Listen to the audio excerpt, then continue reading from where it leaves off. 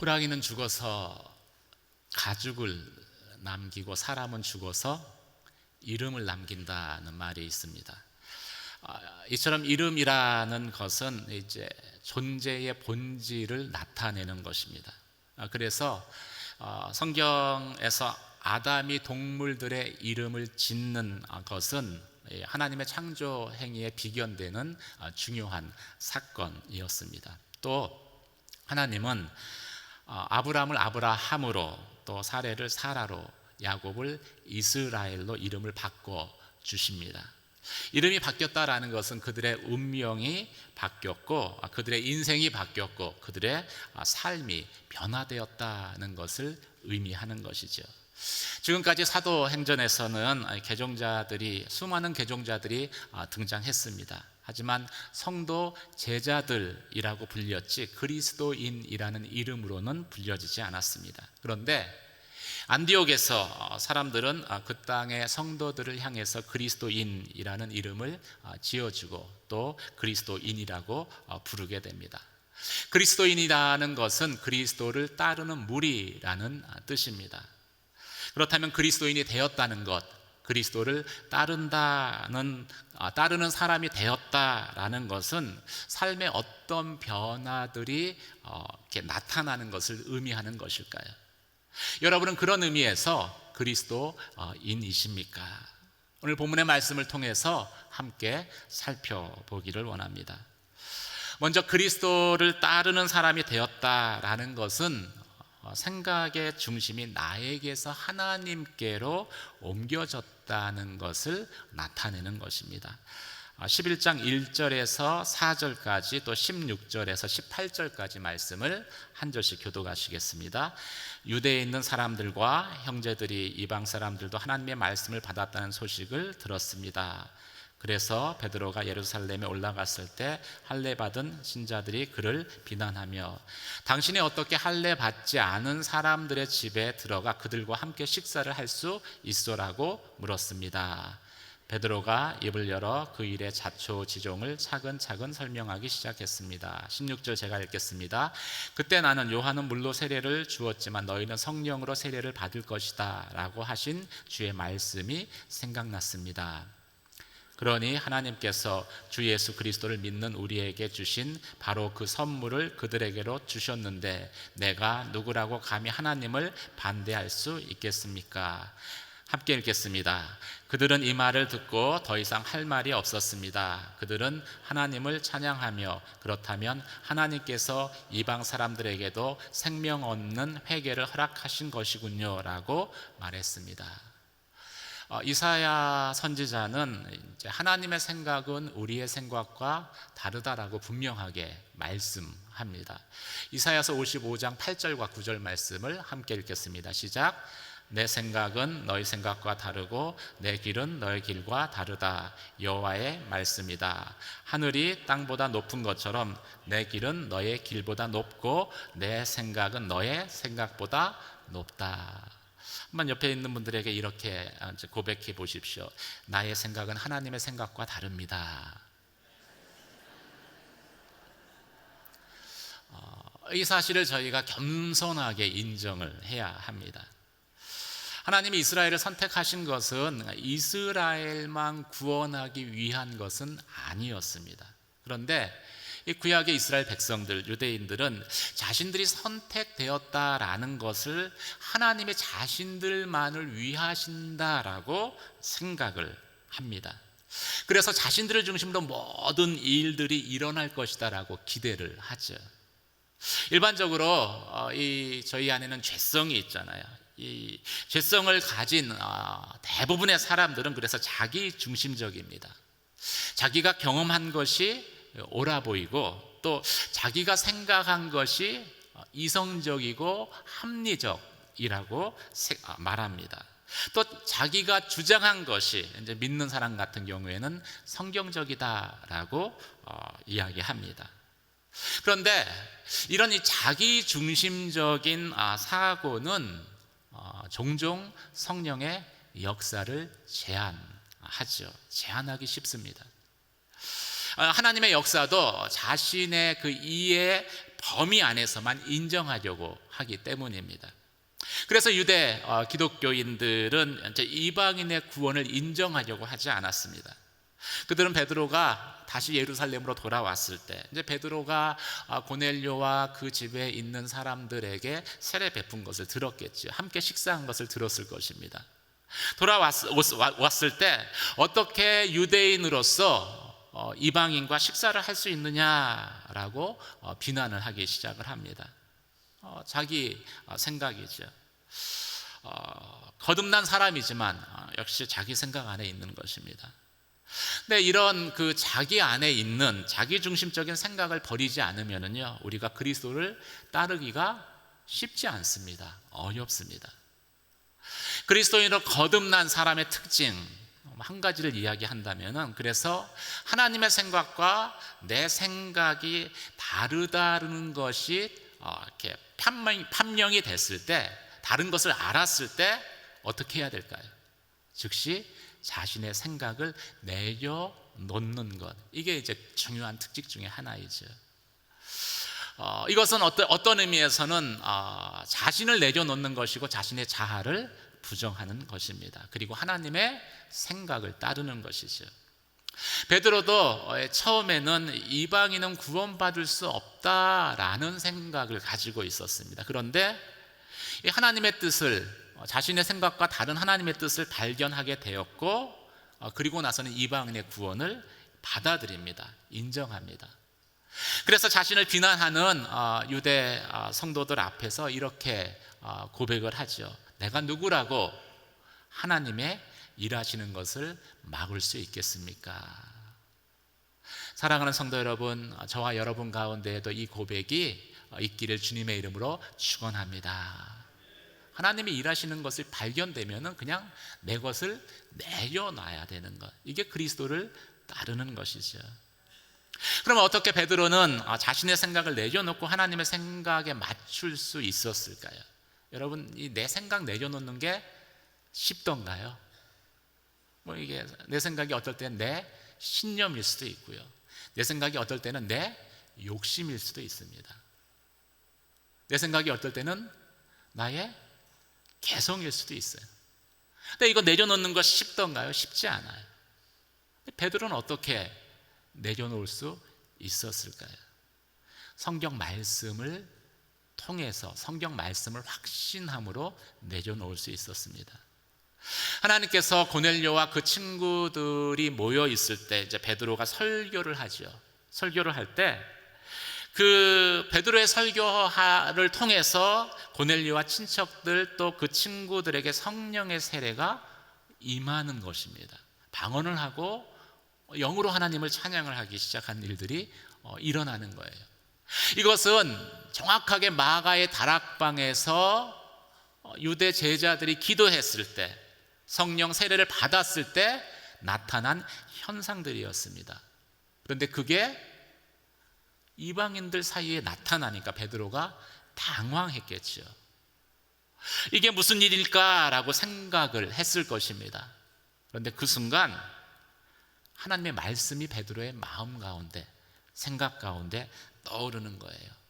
오늘 16절의 말씀이죠. 요한은 물로 세례를 주었지만 너희는 성령으로 세례를 받을 것이다. 그 말씀이 그 순간 딱 떠오르는 것입니다. 그때 베드로가 확신하게 되죠. 이 일은 하나님께서 이방인들에게 성령의 세례를 베푸신 것이구나. 이 일은 하나님이 하시는 일이다. 그 확신과 함께 비로소 이방인들을 하나님의 백성으로, 하나님의 구원받은 자로 인정하게 된 것입니다. 또 베드로의 이 말을 전해 들은, 베드로를 비난하기 위해서 모인 유대 성도들이죠. 예루살렘의 유대 성도들, 이방인과 식사했다고 베드로를 막 비난을 하다가 베드로의 그 말을 듣는 순간 내 생각과 우리들의 생각과 하나님의 생각이 다르다는 것을 알게 되죠. 그러니까 어떻게 합니까? 자신들의 생각을 내려놓습니다. 베드로를 비난했었던 그 소리가 하나님의 하신 일을 찬양하는 소리로 뒤바뀌게 되고, 그들의 입을 통해서도 이런 고백이 나옵니다. 하나님께서 이방 사람들에게 생명 얻는 회개를 허락하신 거군요. 사랑하는 성도 여러분, 그리스도를 따른다라는 것은 자기중심적인, 내 중심적인 그 나의 옛 자아가 죽는 것입니다. 그래서 하나님 중심으로 바뀌는 것입니다. 내 생각과 하나님의 생각이 다를 때 내 생각을 내려놓고 하나님의 생각을 받아들이는 것입니다. 거기에 맞추는 것입니다. 그리고 그 일들이 내 안에 일어나려면요, 여러분 성경 말씀을 보셔야 합니다. 자꾸 읽으셔야 합니다. 그래야지 성령께서 말씀이 떠오르게 하시죠. 하나님의 뜻을 하나님께서 알게 하시려고 하는데 성경을 읽지 않아요. 아무리 마음을 헤집어 봐도 남아있는 성경 구절이 하나도 없어요. 어떻게 당신의 뜻을 우리 가운데 확신시킬 수 있겠습니까? 나의 뜻과 하나님의 뜻이 다를 때 내 뜻을 내려놓고 하나님의 뜻을 따르는 그런 그리스도인이 되시길 주님의 이름으로 축원합니다. 두 번째, 그리스도를 따르는 사람이 되었다라는 것은 바나바처럼 한 영혼을 세우기 위해서 나의 모든 힘을, 모든 노력을 다한다는 것을 의미하죠. 19절에서 24절까지 말씀을 한 절씩 교독하도록 하겠습니다. 19절에서 24절 시작.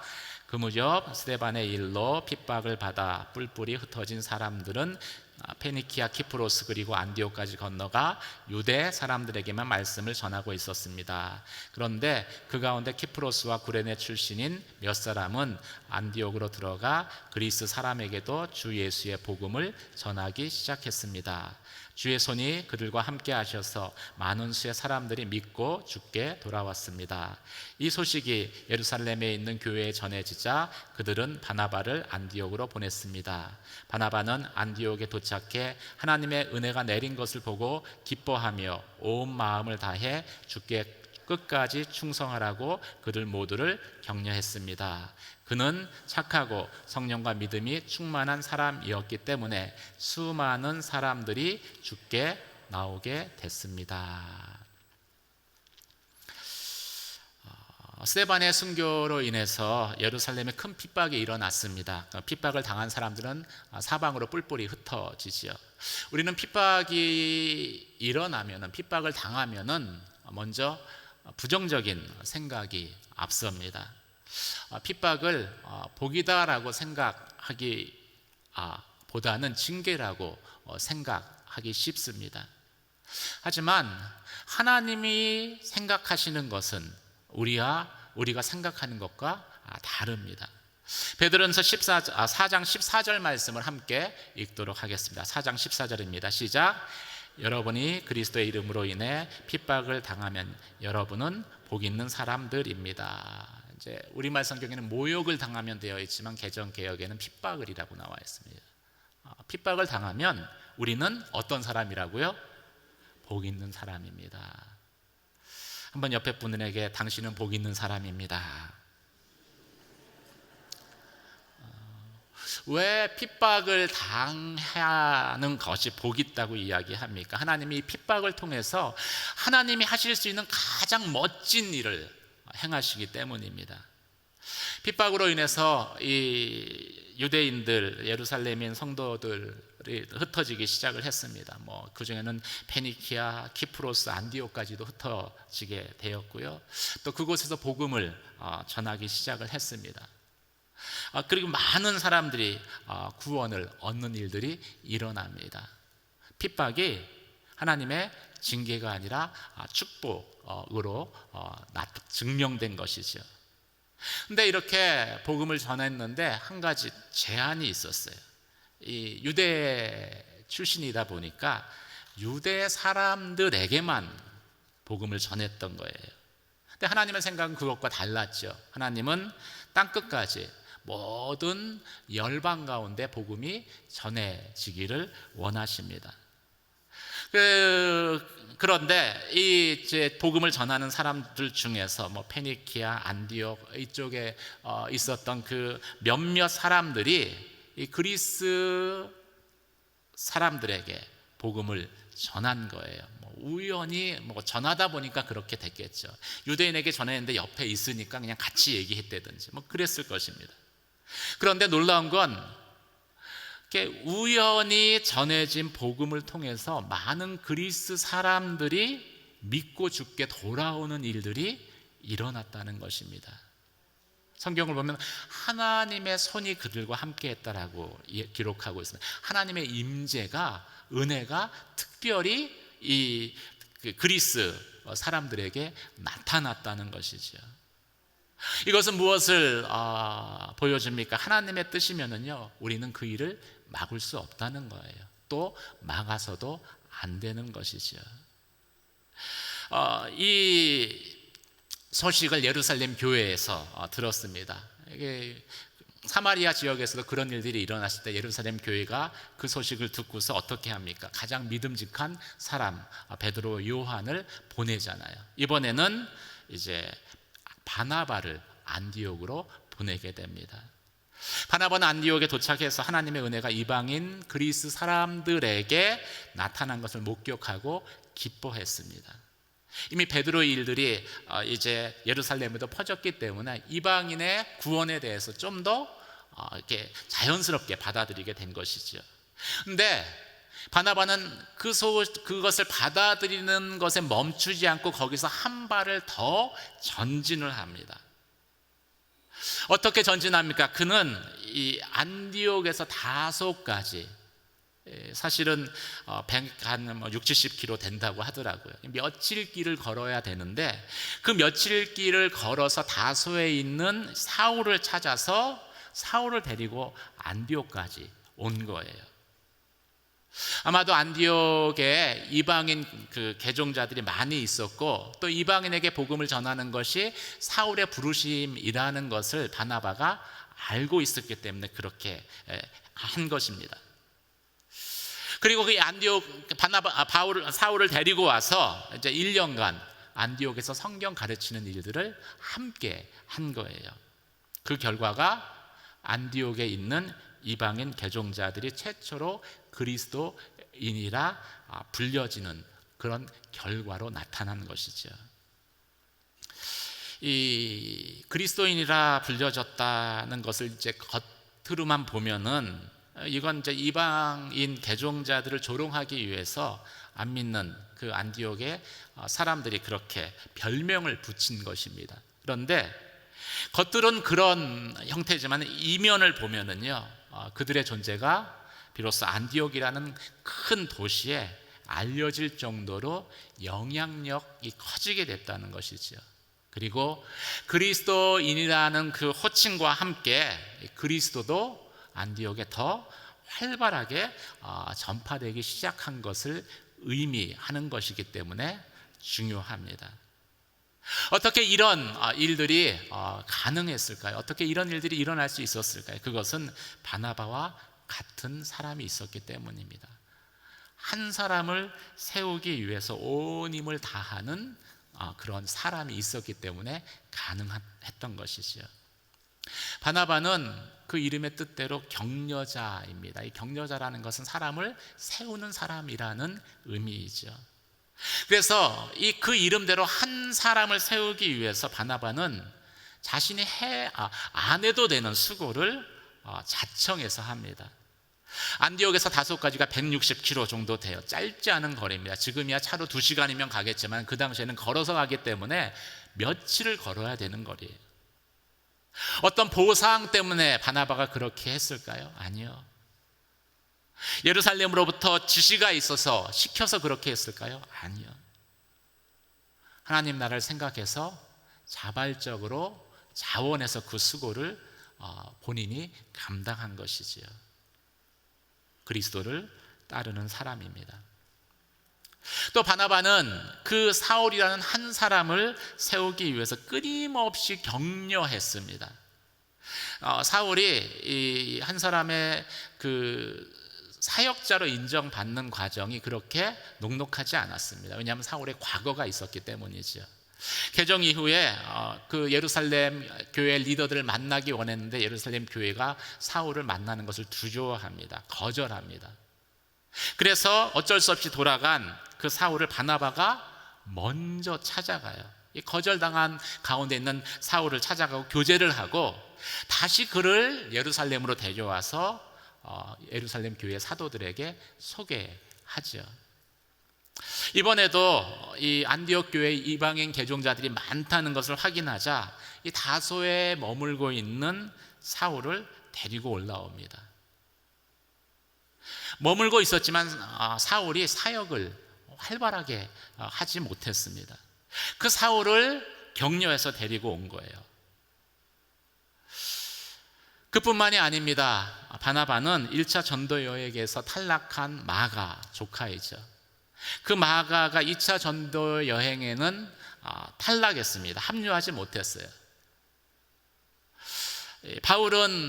사울은 마가를 이제 거절했습니다. 그런데 그 마가를 끝까지 바나바가 품어요. 그리고 다시 격려해서 그를 사역자로 세웁니다.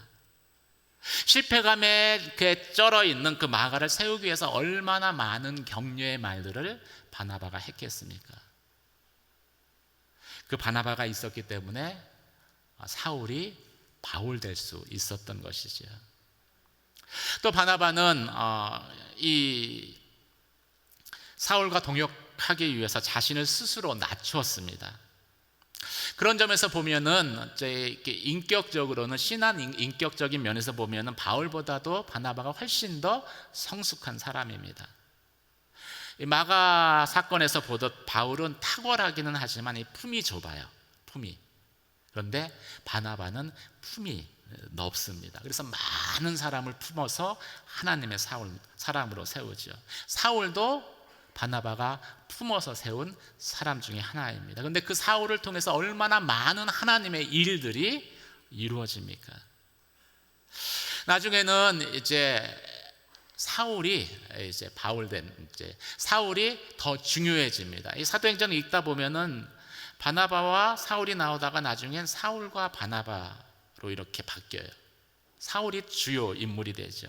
그런데도 아무 말하지 않고 아무 불평하지 않고 사울을 뒷바라지 합니다. 섬기는 자가 된 것이죠. 사실 이 세상의 법으로 보면 규칙으로 보면은요, 바나바가 출신 성분이 좋아요. 예루살렘에 세워진 리더잖아요. 또 바나바가 선임입니다. 먼저 지도자가 됐어요.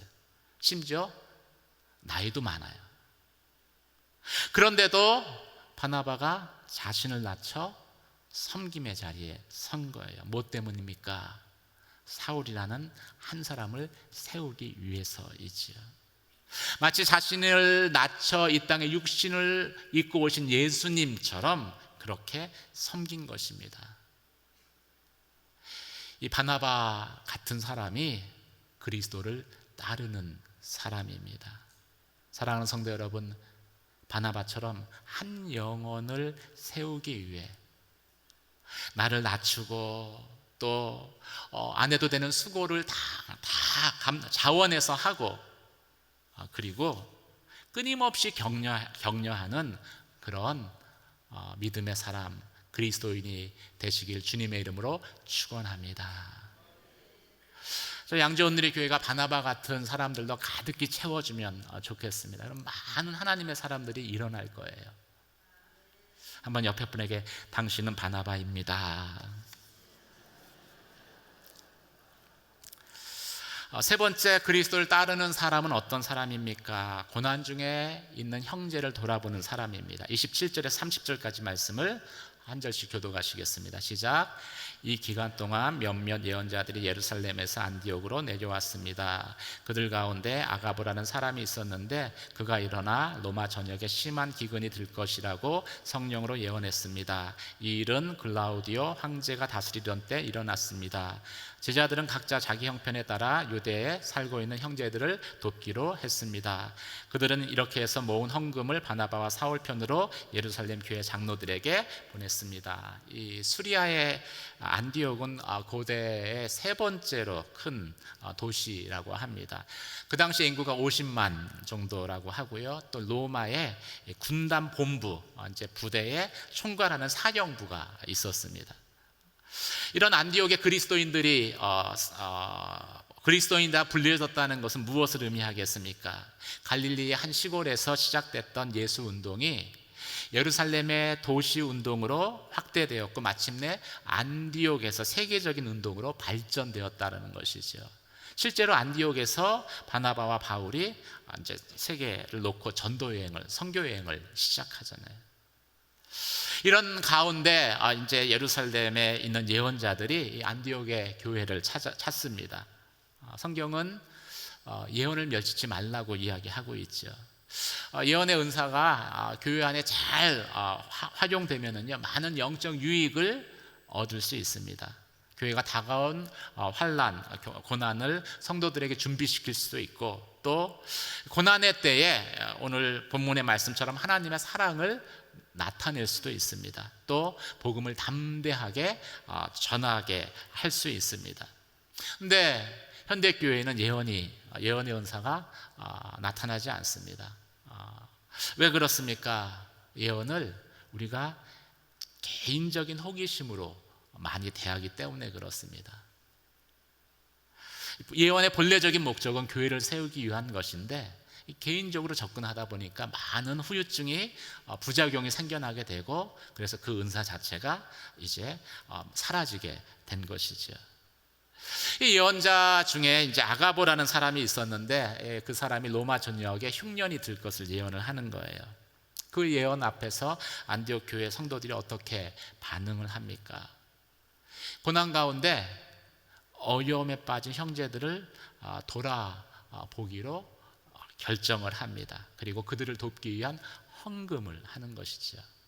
고난이 온대, 집에 비상식량 준비해야지, 이것이 아니었습니다. 성령 충만한 교회의 특징이 잘 드러나 있습니다. 성령 충만한 교회는 첫 번째, 복음을 전하는 교회입니다. 두 번째, 구제하는 교회입니다. 이 두 가지 특징이 안디옥 교회에 다 있었습니다. 그래서 이 안디옥의 성도들은, 그리스도인들은 힘 닿는 데까지 헌금을 합니다. 이 돈이 간다는 것은요, 마음이 간다는 것과 같은 말입니다. 혹시 여러분 중에 돈과 마음이 따로따로 가는 분 있으세요? 없죠. 재물이 있는 곳에 마음이 있다고 하잖아요.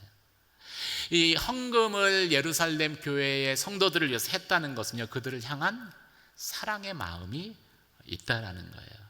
이방인이고요, 여기는 유대인입니다. 그 둘이 하나가 되었다는 거예요. 한 마음이 되었다는 것이죠. 한 지체가 되었다는 것입니다. 그래서 중요합니다. 이 헌금과 관련돼서 이렇게 잠깐 말씀을 드리면, 이 헌금은 각자가 형편대로 해야 되죠. 각자라는 말에는요, 개인의 이름이 들어가지 않습니다. 그래서 여러분 헌금할 때는 가능하면은 본인을 드러내지 않는 것이 좋습니다. 이제 한국 교회 가운데 좀 안 좋았던 이제 그런 관습이 헌금 바구니를 쭉 돌려요. 쭉 돌리면은 이제 헌금위원이 그 바구니를 다 모아가지고서 이제 봉헌할 때 앞으로 가져오죠. 가지고 오면은 봉투만 헌금위원이 이게 강대 위로 올렸어요, 예전에는. 그러면은 또 목사님이 그걸 가지고 읽으시는 거예요. 뭐 누구누구 하고서 기도 제목, 누구누구 하고 기도 제목. 제가 어릴 때 이제 그 예배를 드렸는데, 제 이름들을 듣다가 하나 의문이 들었어요. 동명이인의 성도들이 참 많더라고요. 헌금한 사람 중에서. 이름이 김영이에요. 무기명. 그래서 어릴 때 생각에 참 교회에 김영이라는 이름이 많구나. 좀 지난 다음에 이 동성이 많다는 것도 알았습니다. 무명씨.